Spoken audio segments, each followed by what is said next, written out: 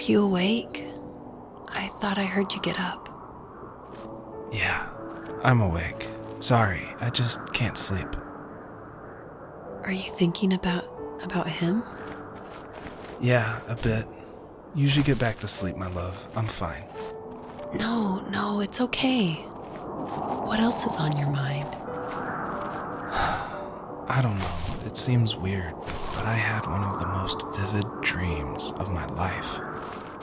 I saw a fox on a snowy mountain, just looking confused and worried. Those eyes. I can't get those eyes out of my head. She was running in the windy snow, looking for something. Do you think it has to do with you and what's been going on? I don't know. It was just a dream, Rachel. They're not meant to make sense. A lot's happened the past couple days, that's all. Well, if you're not going to sleep anyway, you should tell me. I want to hear. All right.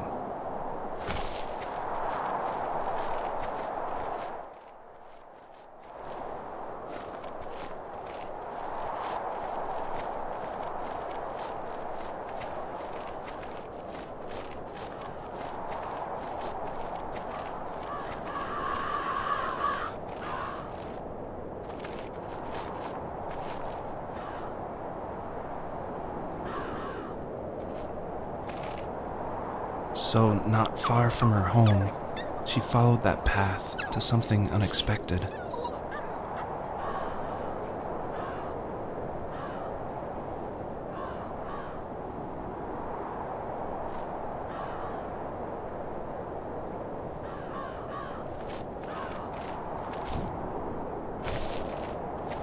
She couldn't stay, though.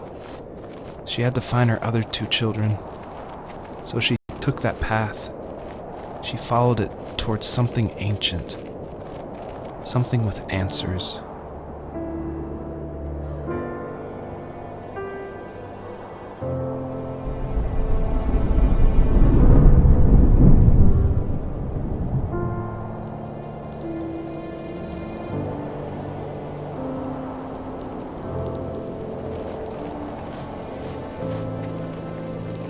The fox looked high and low, searching for any sign of her cubs. Points of light showed the way to this ancient tree. It was as if each one had a story to tell, all their own. The land was trying to tell my story, too. I felt like I was right behind her the whole time.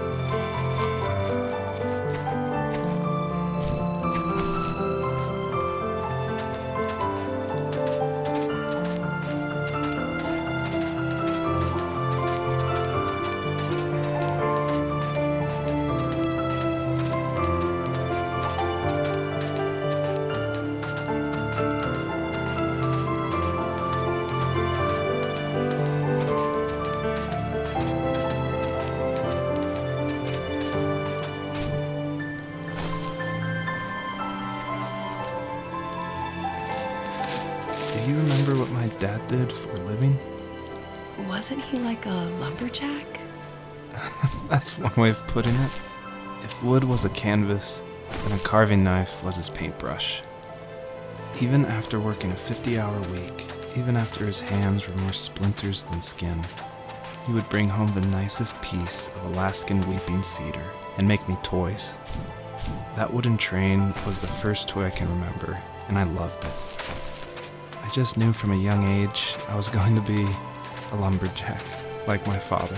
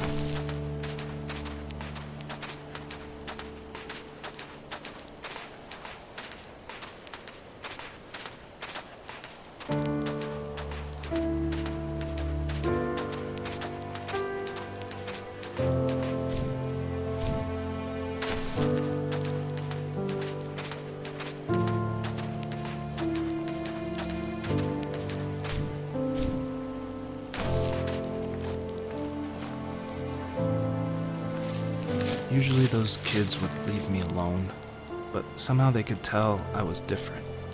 They made fun of how far away I lived. They called my dad a sourdough. I was a blabbermouth as a kid, telling my dad stories I made up for hours. But after that show and tell, I didn't tell him much anymore.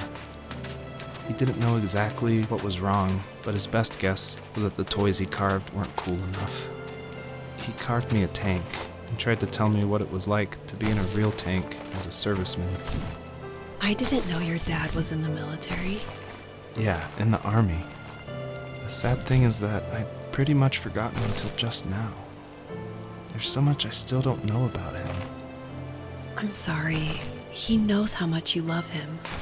You're going to see him again soon and have some closure, I'm sure.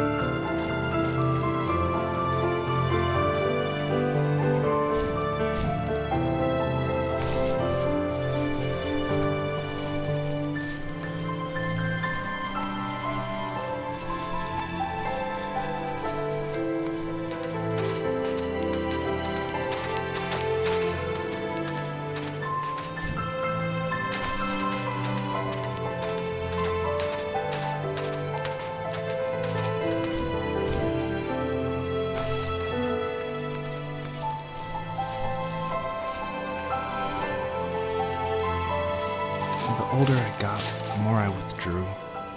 I asked myself, why talk to anybody anyway? Why bother when I'm happy by myself?